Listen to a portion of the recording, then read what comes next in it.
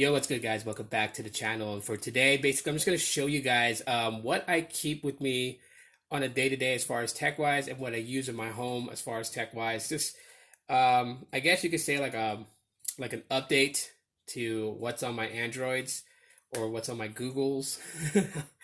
Okay, that's a bad joke. But yeah, basically, what I use on a day-to-day. So yeah, let's just kind of go into it. So for at-home usage, basically, I have my Google Home right here. I use that religiously as an alarm clock. I use it basically to relax. So like if I want to listen to, like a tech podcast, like Gadget Chats, I will basically have it start playing their latest episodes. I'll cut the lights out, lay down, just kind of close my eyes and listen to the conversations about tech. A lot of people like to listen to jazz, or they like to listen to the sound of the ocean, or maybe even the sounds of like thunderstorms or rains to relax. I like tech podcasts. That helps me relax and unwind from the day. So I do all that right here from my Home Assistant. And yeah, it's phenomenal. It's the original one, so it's not the mini, it's not the latest version, it's not, the one with the touchscreen. Obviously you can see. It's just a Home Assistant speaker. I really don't feel the need to have to upgrade, as I have my Nexus 7 2013. Now this one I take with me from time to time out, just as like an e-reader and to play games and watch movies. But not very often do I take it with me. Mostly it's just lying around here at home when I want to go to bed and read something before I go to bed. I bust out the tablet. Tablets still have functionality in my life. I know a lot of people are just like, well, Android tablets suck and blah, blah, blah. Yeah, I mean, if you're looking at, to like pretty much do your entire, 2019 year tax return, then yeah, of course it's going to suck. But I mean, it's just a tablet. I use it as an e-reader and media. So I'll watch, Google Play Movies on here and YouTube and stuff like that, and play some games if I download them on here. But sometimes, I want to take it with me. Like if I go and do Postmates, I take it with me to use for maps or to just like kill some time and play games. So, and then for home entertainment, also I still have my Nexus player right here, little hockey puck. It is modified, not a whole lot. Just I did install like a PSP emulator on it, so I can play a couple of my favorite games on PSP. One of them being Initial D, Street Stage, I think it's called. And so I'll race, play a racing game, play some Tony Hawk on it, whatever. But then it also has like YouTube and Google Play Movies and Tubi TV and various other applications that I can watch TV shows and movies on. So that's pretty much it for like home entertainment. What I carry with me on a daily when I leave the house, obviously, is my main phone, which is my Pixel 1 XL. I do have a Pixel 3, and I like using it from time to time, but I would rather use my Pixel XL. As you guys can see, I did a big boo-boo on it.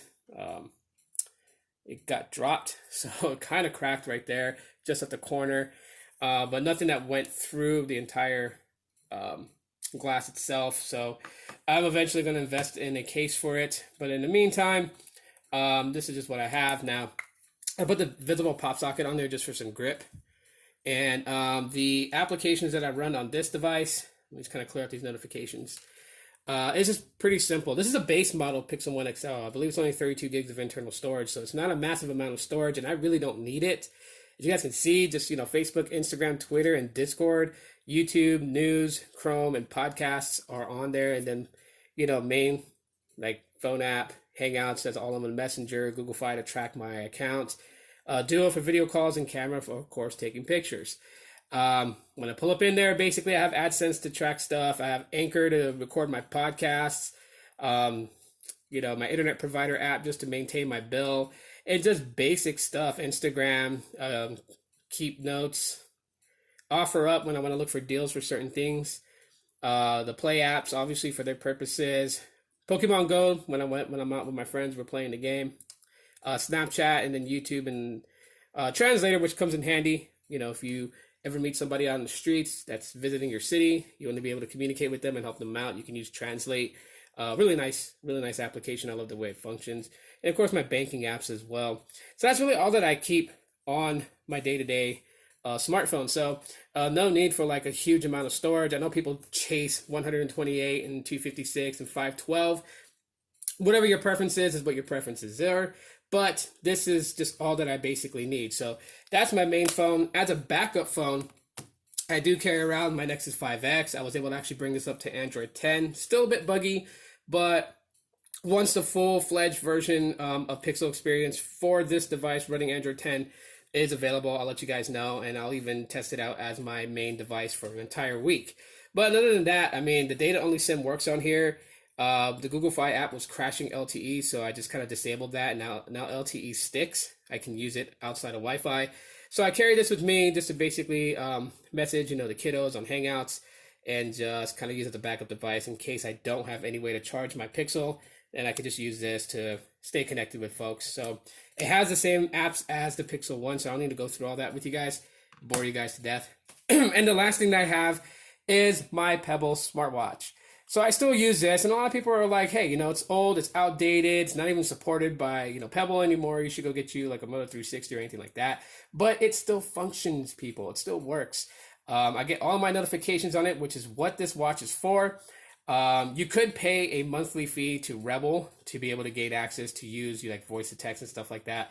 I do it just to help them maintain the servers, but I absolutely don't need it. All I need this watch for is getting notifications when I'm away from my smartphone, or if I have to, put my smartphone in quiet mode, I can still get my notifications and not interrupt anybody. And that's what this watch is for. So that's why I still use this, which is my Pebble Time. I also have my Pebble 2 and my original Pebble 1. So all three watches still in my possession, and I do rotate between them. And I also like it because it tracks my sleep, so I can see how much sleep I'm getting, how much actual, REM cycles? Like when I'm going through my REM cycles, if I'm getting like good enough deep sleep, which is the actual sleep that, recuperates your body for the next day.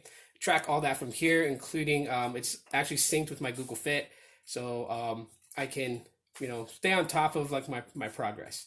So that's pretty much like all the tech that I use daily, like not stuff to impress anybody watching, but like actual stuff that I use daily. Like I don't have a massive amount of stuff. My Chromebook is on the fritz again. I'm probably just going to end up buying a new one tax time. But when my Chromebook comes back, it'll be a part of the collection again. But yeah, that's pretty much it for this episode, guys. Let me know what you guys use on the daily by commenting in the comment section of the video. Drop a like if you guys enjoyed today's video. I would really appreciate that. And if you found my channel and you decided to subscribe, thank you so much for doing so. And hit the bell option to be notified when I upload another video. And yeah, that's it for now, guys. Take it easy. And as always, aloha.